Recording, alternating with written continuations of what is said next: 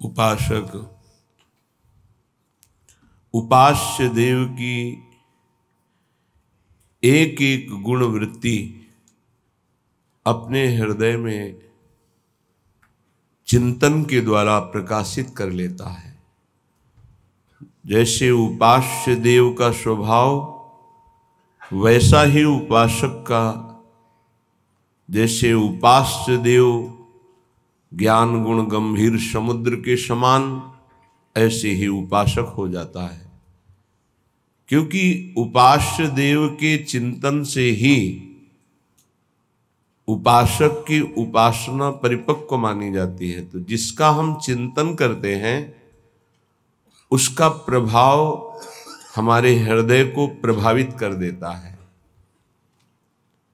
जैसे हम प्राकृतिक वस्तु अभी चिंतन करें, कोई खट्टी चीज का, कोई तो अभी जबान में पानी आ जाएगा। वस्तु नहीं है, केवल चिंतन। किसी द्वेषी पुरुष का जिसने आपका अपमान किया हो, निंदा किया हो, उसका चिंतन करें, अभी गुस्सा आने लगेगा। अभी काम भाव का चिंतन करें, अभी काम भाव आ जाएगा। जब हम जिसका चिंतन करते हैं उसका प्रभाव हमारे हृदय में पड़ता है। यदि हमारा संसार का चिंतन होता रहा तो संसार विषम है, संसार दुखालय है, संसार द्वंद्वमय है। तो उपासक द्वंद्वों में फंस जाएगा, विषमता में फंस जाएगा, दुख में फंस जाएगा। प्रभु द्वंद्वातीत है, प्रभु सुख राशि हैं, आनंद राशि हैं, सहज कृपालु हैं, समस्त सद्गुणों के भंडार हैं। जब हम प्रभु का चिंतन करते हैं तो वही हमारे हृदय में अंश रूप से प्रकाशित हो जाता है। तो प्रायः सबके मुख से निकलने लगता है, ये तो मनुष्य रूप में साक्षात भगवान है, ये तो भगवान है। क्यों? क्योंकि भगवान का चिंतन करते करते समस्त भागवतिक गुण आ गए। और जब संसार का चिंतन केवल होता है, स्वसुख वांछा होती है, तो ऐसा नीच स्वभाव हो जाता है कि सबके मुख से निकलने, ये तो राक्षस है मनुष्य रूप में। तो खास बात निकली चिंतन। यदि उपासक का चिंतन शरीर का होता है, शरीर के भोगों का होता है, शरीर के सुखों का होता है, तो वो उपासक नहीं, वो विषयी है। यदि विषयों का सेवन करते हुए भी प्रभु का चिंतन होता है तो वो उपासक है, चाहे गृहस्थ हो चाहे विरक्त हो। प्रभु के सिवा अन्य किसी का चिंतन होना अपने अंतःकरण को मलिन करना, अपनी स्थिति को बिगाड़ना है। केवल प्रभु का चिंतन करना, बहुत कम समय में भगवत प्राप्ति कर लेना है। ये बात हृदय में बैठा लिए। हम जिसका चिंतन करते हैं वो बिना प्रभाव दिए नहीं रहता, ध्यान रखना। तो जब हम गंदी बातों का चिंतन करेंगे, जगत का चिंतन करेंगे, तो जगत को भगवान ने दुखालयम कहा है। चाहते सुख और चिंतन करते हो संसार का, तुम्हें सुख मिलेगा। जो आनंद सिंधु सुख राशि प्रभु हैं, सुख चाहते हो तो प्रभु का चिंतन करो। जब दुख नहीं चाहते हो तो सुख सिंधु प्रभु का चिंतन क्यों नहीं करते? चाहते हो सुख और चिंतन करते हो संसार का, चाहते हो सुख और करते हो पाप, जिसका परिणाम है दुख। पाप का तात्पर्य होता है शास्त्र विरुद्ध आचरण, वही पाप कहलाते हैं, वही अपराध कहलाता है। इसलिए हर उपासक को हर क्षण अपने आराध्य देव के चिंतन को संजोना चाहिए, संवारना चाहिए, छुपाना चाहिए, बचाना चाहिए, पचाना चाहिए। ऐसा कर ले गया तो दिव्यानुभूतियां उसके हृदय में ऐसी सच्ची मानिए। आपको जो सुख प्रभु के चिंतन में मिलेगा वो ब्रह्मा के पद में भी नहीं है। ये केवल कथा नहीं है कि प्रवचन किया जा रहा है केवल, आप चित्त जोड़िए थोड़ा प्रियालाल से, किशोरी जी के चरणों में चित्त को जोड़िए, राधा नाम से चित्त जोड़िए। जपना और चित्त जोड़ना थोड़ा अलग अलग है। चित्त जोड़ने का मतलब है तन्मयाहा स्थिति। नाम चल रहा है, नाम देख रहे हैं, नाम सुन रहे हैं और कुछ चिंतन नहीं है, उसे तन्मय कहा जाता है। नाम में तन्मय, रूप में तन्मय, लीला में तन्मय, सेवा में तन्मय। बिना तन्मय के चित्त संसार का चिंतन करता है और क्रियाएं भागवतिक होती हैं तो आनंद का अनुभव नहीं होता। इसका उल्टा हो तो आनंद का अनुभव हो जाए। क्रियाएं भले व्यवहारिक सांसारिक हो, चिंतन भागवतिक हो, ये कठिन बात पड़ती है। इसीलिए प्राय अध्यात्म में जल्दी मन टिकता नहीं है, व्यवहार में ही मन जाता है।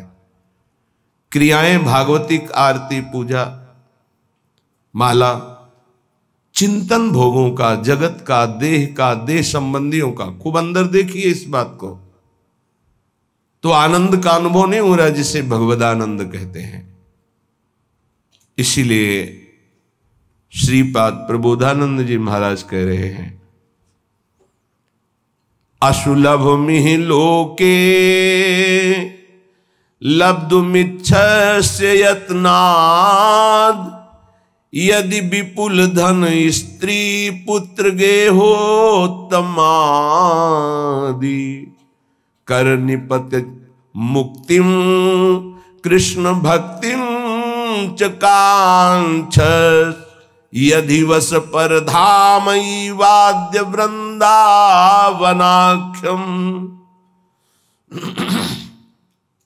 तुम्हें बहुत संपत्ति की चाह है, मेरे प्रभु का भजन करो। सच्ची मानिए,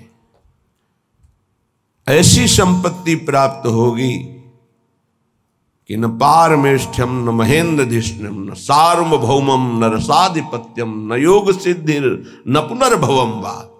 विश्वास करो। 4 दिन भजन करते हो, ऊब जाते हो, ऐसे नहीं।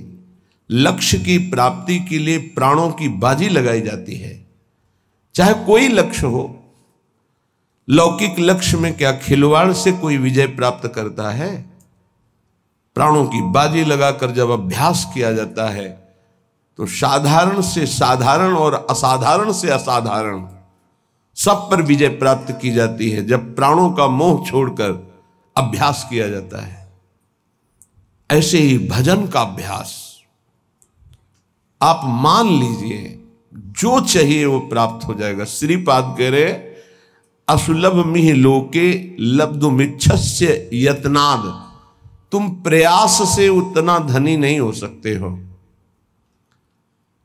जितना भगवत कृपा से हो जाओगे। प्रयास तो सब कोई कर रहा है कि मैं सर्व सुखों का भोक्ता बन जाऊं, पर बन पा रहा है क्या? भगवान के नाम का चिंतन करते हुए जथा लाभ संतोष सदा काहू सो कछु न चाहोंगो, ये स्थिति सुदामा जी की थी। कई कई दिन घर में भोग नहीं लगता था, तुलसी दल और चरणामृत से बच्चों का पोषण होता था। एक दिन द्वारिकाधीश की कृपा कटाक्ष हुई, द्वारिकापुरी की तरह वैभव सुदामापुरी में। भगवान के लिए कुछ मेहनत करनी पड़ती है। एक संकल्प से अनंत ब्रह्मांडों का सृजन हो गया, लेकिन बलिहारी सुदामा जी की एक दाना भी नहीं पाया वहां का। वो भिक्षा से ही जीवन यापन करते रहे। पत्नी से कहा, तुम्हें सुख सुविधा चाहिए थी, मेरे मित्र ने दे दी। मैं सिर्फ श्री कृष्ण से प्यार करता हूं, श्री कृष्ण के वैभव से नहीं। ये क्या चाहिए? असुलभ मिहि लोके, जो तुम्हें इस लोक में सुलभ नहीं हो सकता वो तुम्हें प्राप्त हो जाएगा। ये आंतरिक बात है। जब आपकी स्थिति ऊंची उठेगी भजन से तो दिव्यताएं आपके सामने आएंगी। जैसे आप बैठे हैं ऐसे दिव्य लोकों के वैभव, दिव्य लोकों के देवता, दिव्य लोकों की सिद्धियां उस उपासक के सामने उपस्थित होती है। मुझे भोगो, मुझे स्वीकार करो, क्या चाहिए तुम्हें, बोलिए। और जब वो नहीं बोलता है तब स्थिति आगे बढ़ती चली जाती है। आखिर में श्री भगवान को आना पड़ता है, क्या चाहिए। जब उनसे भी नहीं बोलता है तब वो अधीन हो जाते हैं और संग संग डोलते हैं। जहां मेरा भक्त चरण रखे वहां रखूं मैं हाथ, पीछे पीछे मैं फिरूं कभी न छाड़ूं साथ। मान लो मेरी बात, अगर नाम जब चल रहा है तो असुलभ में लोके लब्धुमिच्छस्य यत्नाद, जो बड़े प्रयास से यहां प्राप्त नहीं हो सकता वो तुम्हें प्राप्त हो जाएगा। सबसे बड़ी बात, सूक्ष्मता से विचार कीजिए। आप धन क्यों चाहते हैं? तो उत्तर आएगा भोगों के लिए। सीधी बात है। धन से हम मकान बना सकते हैं, हम सुंदर सुंदर भोग एकत्रित कर सकते हैं, कपड़ा लत्ता भोजन भोग सामग्री सब ठीक है। इन भोगों में सुख है, ये अज्ञान से आपने मान रखा है। नहीं तो ऐसे हैं जितना आप धन चाहते हो, जो भोग चाहते हो, ये सब उनके पास है लेकिन असंतुष्ट हैं। आपकी पहुंच नहीं है इसलिए वो आपसे थोड़ी बताएंगे। अपने लोगों को पता है, जिन पदों की आप आकांक्षा करते हैं, जिन भोगों की आकांक्षा करते हैं, जिस वैभव की आकांक्षा करते हैं, वो वैभव है, वो पद है, वो भोग है, पर एकांत में रोते हुए नजर आए हैं। रोते हुए। मान लीजिए बिना श्री भगवान के भजन के तुम्हें कहीं विश्राम नहीं मिल सकता। अगर संपत्ति ही चाहिए तो 5 वर्ष के बालक ध्रुव ने,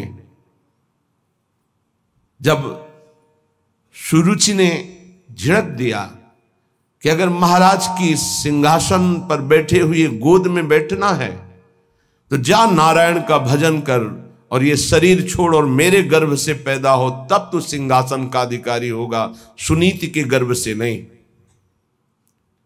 माता सुनीति ने उसी बात को पुष्ट किया, बेटा तू विमाता को कटुवचन बोलने वाली मत मान, वो मां है, ठीक कहती है। महाराज तो मुझे दासी भी स्वीकार करना अब नहीं चाहते, तू परम कृपालु भगवान नारायण का भजन कर, हरि का, और उन्हीं से अपनी चाह की पूर्ति कर। चाह थी मुझे परम पद मिले, परम पद अटल पदवी ऐसी मिली, सप्त ऋषि उसकी परिक्रमा करते हैं। ध्रुव जी की सप्त ऋषि परिक्रमा करते हैं, ऐसी पदवी प्राप्त हुई।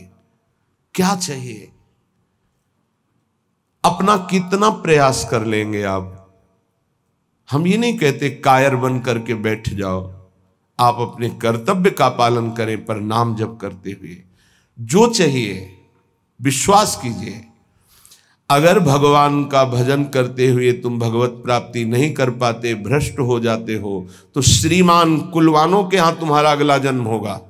परम पावन जहां वैभव ही वैभव है, जिन भोगों में तुम भ्रष्ट हुए हो उस भोगों की बाहुल्यता होगी, और भक्ति के संस्कार उन भोगों से वैराग्य दिलाकर अगला जन्म भगवत प्राप्ति करा ही देगा पक्का। 2 प्रकार का जन्म होता है योग भ्रष्ट का।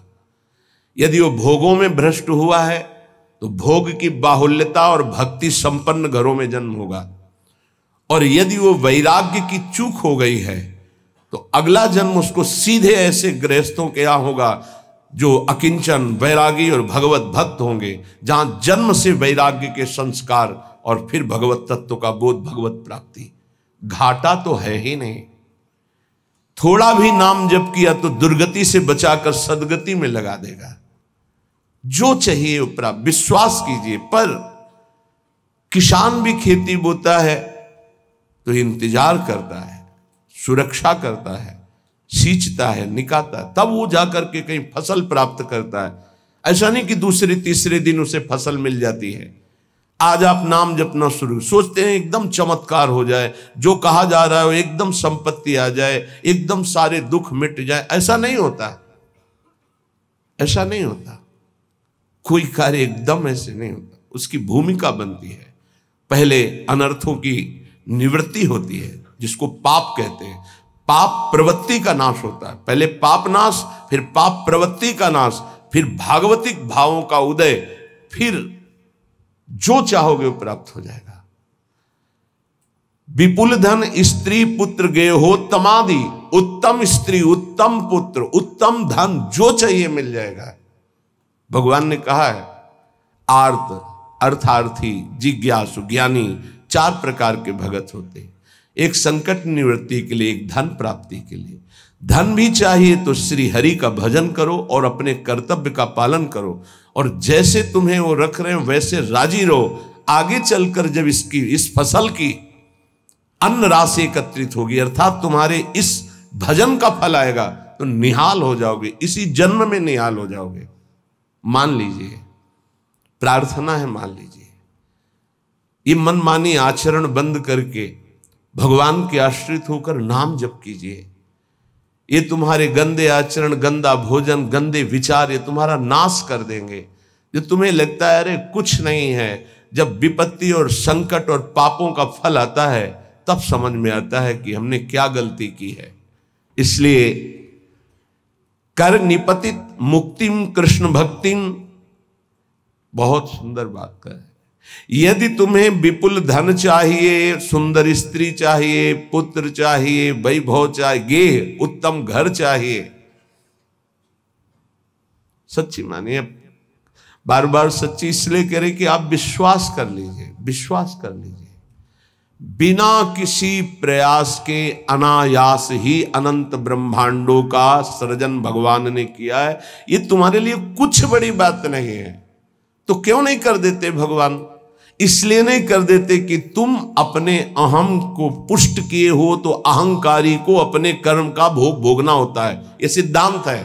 अहंकार विमूढ़ात्मा कर्ता हमिति मन्यते, तो भोगता उसको बनना पड़ेगा। अवश्यमेव भोक्तव्यम कृतम कर्म शुभाशुभम। और अगर अहंकार भगवान के चरणों में समर्पित कर दो तो जीवन का वो प्रकाश, वो आनंद, वो वैभव कैसे तुम्हें बताएं? किस बात की कमी है? हमारा चिंतन प्रभु में नहीं जुड़ा, बस इसी बात की कमी है। अगर हमारा चिंतन जुड़ जाए तो श्रीपाद प्रबोधानंद जी कह रहे हैं असुलभ मिह लोके, जो इस लोक में तुम्हें लुब्ध मिच्छस्य यत्नाद, यत्न करने पर भी नहीं प्राप्त हो सकता, वो विपुल धन स्त्री पुत्र गेहो तमादि, उत्तम गेह, उत्तम स्त्री, उत्तम पुत्र, उत्तम संपत्ति, ये तुम्हें प्राप्त हो जाएगी। बोले नहीं ये तो मुझे नहीं चाहिए। तो बोले कर निपतित मुक्तिम, तुम्हारे हाथ में मोक्ष पदवी, भजन करो। बोले ये भी नहीं चाहिए। तो बोले कृष्ण भक्तिम च, श्री कृष्ण की प्रेम लक्षणा भक्ति प्राप्त हो जाएगी।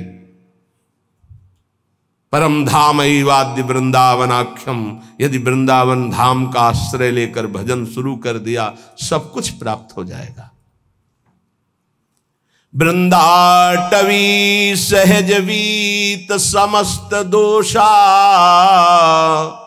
दोषा करानपि गुणा करताम नयंती, पोषाय में सकल धर्म बहिष्कृतस्य, शोषाय दुस्तर महागचयस्य भूयात्।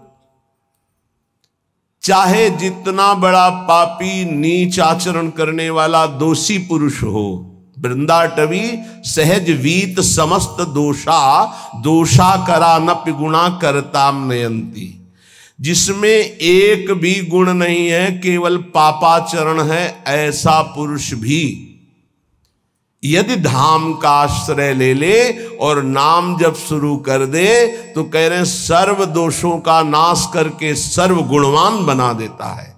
महर्षि ब्रह्म ऋषियों के पदवी में पहुंच गए केवल नाम जप करके, भगवान का आश्रय लेकर के। पोषाय में सकल धर्म बहिष्कृतस्य, मेरे में एक भी धर्म नहीं, मैं सर्व धर्मों से बहिष्कृत हूं, पर मेरा महान पालन किया वृंदावन ने और मेरे दुस्तर पापों का नाश करके सर्व गुणवान बना दिया। श्रीपाद प्रबोधानंद जी कहते हैं। देखो सिद्धांत को समझ लोगे तो बहुत सुखी हो जाओगे। एक भृंगी नाम का कीड़ा दूसरी जाति के कीड़े को लाकर मिट्टी के घरौंदे में पैक करता है, फिर उसे ऐसे डंक मारता है और भन डंक इसलिए मारता है, उसको आकर्षित करता है अपनी तरफ, वो भयवश उसका चिंतन करता है। चिंतन करते करते वो तदाकार हो जाता है और उस बिना शरीर छोड़े उसी शरीर से वो भृंगी जाति का कीड़ा बन जाता है। और जब हम प्रभु की शरण में होकर प्रभु का प्रेम से भजन करते हैं तो हम भगवत स्वरूप नहीं हो जाते। ब्रह्मविद ब्रह्मयु भवति, वो भृंगी कीड़ा बन गया बिना शरीर छोड़े। ऐसे इसी शरीर में आप भगवान के स्वरूप हो जाएंगे, क्योंकि भगवान के स्वरूप आप हैं। अपने को भूल करके शरीर भाव को प्राप्त होकर आपकी दुर्गति हो रही है। इसलिए वृंदाटवी बहुभवीय सुपुण्य पुंजान नेत्रातिथिर्भवति यस्य महामहिम्नः। आहा, जिसके अनेकों जन्म के पुण्य प्रकाशित होते हुए वृंदावन में आ पाता है। श्री जी की कृपा, समस्त सुकृत फलीभूत हुए, आपको वृंदावन आने को मिला, वृंदावन में बैठकर सत्संग सुनने को मिला। वृंदाटवी बहुभवीय सुपुण्य पुंजान नेत्रातिथिर्भवति यस्य महामहिम्नः तस्येश्वरः सकल कर्म मृषा करोति ब्रह्मादयस्तमति भक्ति युतास्तुवन्ति। ओहो, जो वृंदावन आया, सत्संग सुना और जीवन का निश्चय बदल दिया। अब मेरे जीवन का निश्चय है मैं नाम जप नहीं छोड़ूंगा। तो बोले पूर्व संचित जितने कर्म थे वृंदावन सब भस्म कर देता है।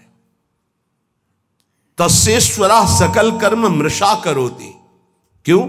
वृंदावन के ईश्वर बड़े दयालु हैं। वृंदावनाधीश्वरी और वृंदावनाधीश्वर श्री प्रिया प्रीतम, उनकी कृपा कटाक्ष से यहां आने वाले, यहां आश्रय लेने वाले, यहां भजन करने वाले समस्त पापों से, दोषों से रहित हो जाते हैं। और एक बात खास कह रहे हैं कि सकल कर्म मृषा करोति, आगामी जो कोई गलतियां हो जाएंगी उनका उनको दंड नहीं मिलेगा। ये बड़ी बात है। यही बात हरिवंश महाप्रभु ने कहा अपने शरणागत श्री विठलदास जी को कि तिहारे आगिले पाछले अपराध हरिवंश खेवी।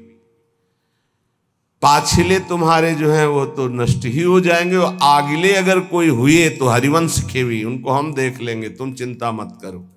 कैसा भरोसा इन महापुरुषों के वचनों से प्रकाशित होता है। इनको छोड़कर अब कहां किसका आश्रय ले। और खास बात कह रहे हैं, ये तो सब हो ही जाता है, उसमें ऐसे प्रेम का प्रादुर्भाव होता है। ब्रह्मादयस्तमति भक्ति युतास्तुवन्ति, ब्रह्मादि बड़े बड़े ईश्वर कोटि के महाभागवत उसकी वंदना करते हैं, जो वृंदावन प्रेम रस को प्राप्त हो जाता है। इसलिए वृंदावने सकल पावन पावनेस्मिन् सर्वोत्तमोत्तम चर स्थिर सत्व जाते श्री राधिका रमण भक्ति रसैक कोशे तोषेण नित्य परमेण कदा वसामि।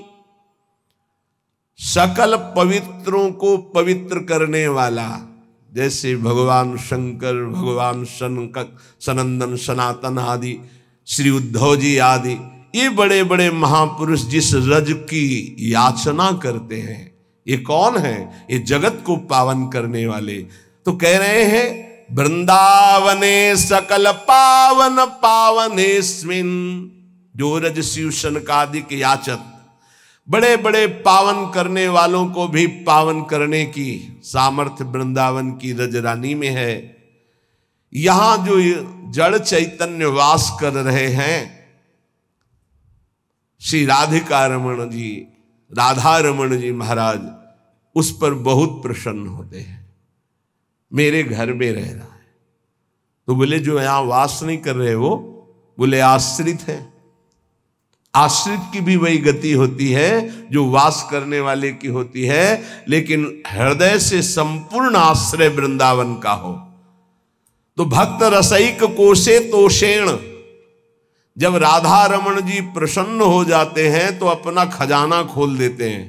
तोषेण तो क्या, भक्ति रसैक कोशे, भक्ति रस का खजाना खोल देते हैं।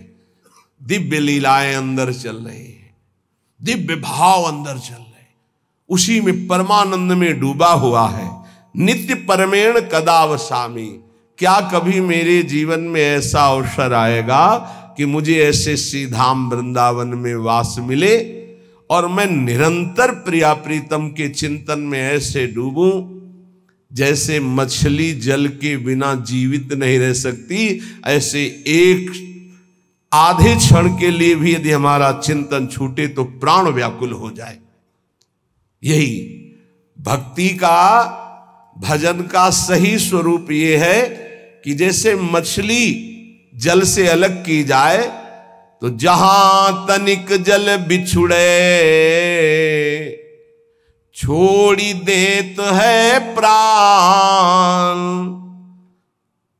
जहां जल से अलग हो तो तड़पते हुए प्राण त्याग, ये भजनानंदी का स्वभाव है, ये है आश्रित का स्वभाव, ये है वृंदावन वासी का स्वभाव। अगर ये स्वभाव नहीं है तो अभी वृंदावन वास तन मन के बन से ये अभी सही बात नहीं हो रहा, अभी सही आश्रय नहीं है, अभी सही भजनानंदी नहीं है।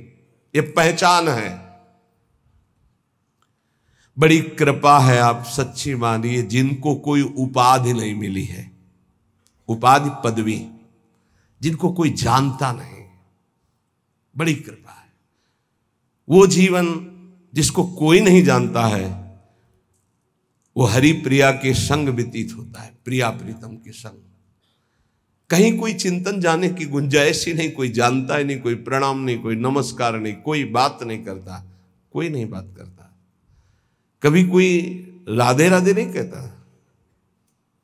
और कहे भी तो उपेक्षा कर दी जाती थी कि कहीं परिचय ना हो जाए। जहां तनिक जल बिछुड़े छोड़ी देत है प्राण, यह है भजनानंदी का स्वरूप। तद स्मरणेन परम व्याकुलते, देखो कहां हो, देखो प्रायः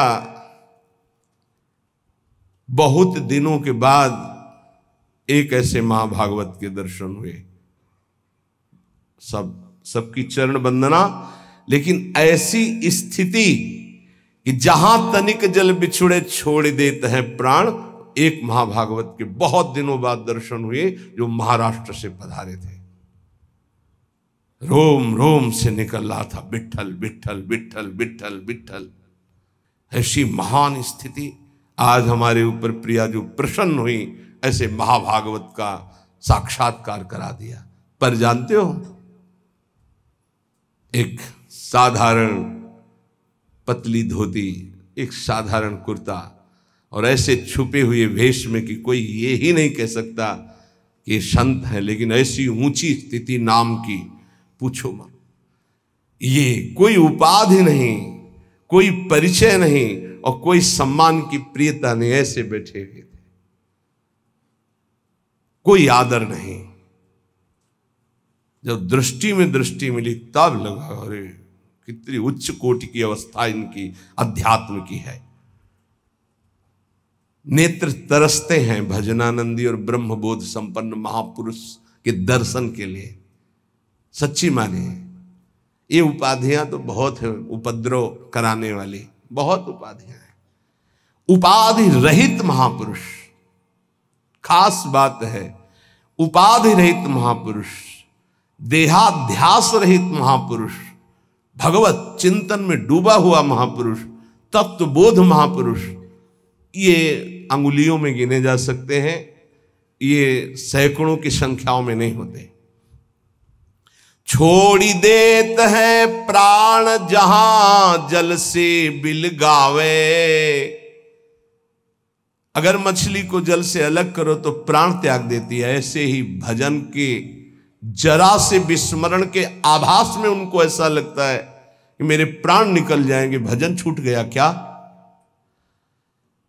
अगर मछली को पानी से निकालकर शुद्ध गाय के दूध में, अब दही में, या सुंदर घी में, या सुंदर रबड़ी में डाल दो तो बचेगी क्या? प्राण त्याग देगी। केवल जल, ऐसे ऐसे भजनानंदी दे दूध में डारी रहे, ना प्राण गवावे। अगर दूध में डाल दे तो रहे ना, वो अपने प्राण त्याग देगी, क्योंकि पानी से प्रेम करती मछली। तो जाको वही आहार ताहि को, काले दीजे रहे न कोटि उपाय, और सुख नाना कीजे। बोले जिसका जो आहार है वो उसी की प्राप्ति में जीवित रहेगा, अन्यथा प्राण त्याग देगा। ध्यान दीजिए, भजनानंदी का आहार है नाम जप। अगर नाम जप छूटा तो प्राण त्याग देगा, जीवित नहीं रह सकता। कसौटी में कसो कौन सी स्थिति है आपकी, कितना आप भजन से प्यार करते हैं। यह लीजे दृष्टांत सके सो लेई बिचारी, जो नाम से ऐसो करे स्नेह ताहि की मैं बलिहारी। मैं बलिहारी हूं ऐसा जो नाम से प्रेम करता है। पलटू ऐसी प्रीति कर जल और मीन समान, जहां तनिक जल बिछुड़े छोड़ देत है प्राण। भजन का क्या स्वरूप है? तद स्मरणेन परम व्याकुलतेति। श्री पलटू स्वामी जी कहते हैं, बहुत बड़े भजनानंदी महापुरुष, जिनके रोम रोम से सीताराम सीताराम निकलता था। कह रहे हैं ऐसी प्रीति करो नाम से, जैसे जल से मछली प्रीति करती, दूर होने पर प्राण त्याग देती है।